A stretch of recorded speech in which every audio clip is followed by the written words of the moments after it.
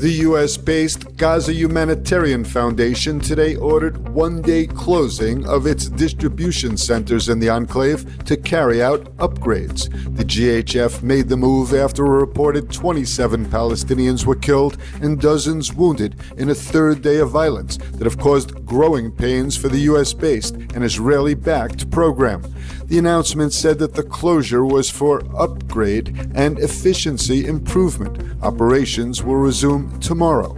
Earlier, it was announced that the GHF will appoint U.S. evangelical faith leader Reverend Johnny Moore as its new CEO. This following the departure of CEO Jack Wood last week.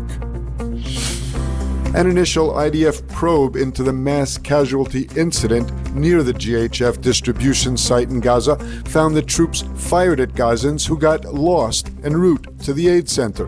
Apparently, the Palestinians approached soldiers while trying to find their way at night. The army held an assessment to discuss Hamas efforts to prevent the distribution of food packages by the American-run Gaza Humanitarian Foundation. Meanwhile, security officials are accusing Hamas with trying to incite the Gazan population to storm the Israeli border. The army has reportedly allocated intelligence resources and forces while clarifying open fire orders for senior IDF commanders on the ground. The officer's security assessment discussed an extreme scenario in which Hamas would incite the population in central and southern Gaza to storm the Israeli border. It's day 607 of the war in Gaza. The IDF announced the death of an IDF reservist who was killed fighting in the north of the enclave.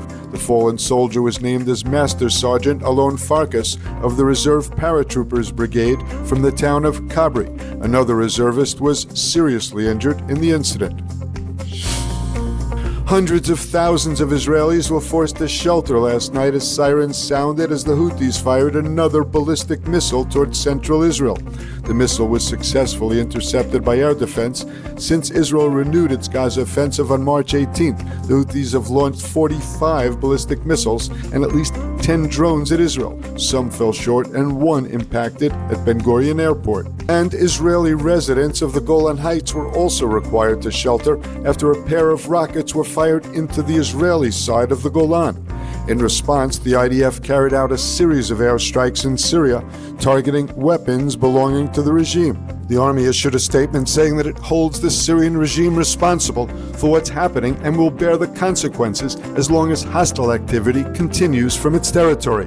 Defense Minister Katz said that he views Syrian leader Ashara as directly responsible for every threat and rocket fired toward Israel.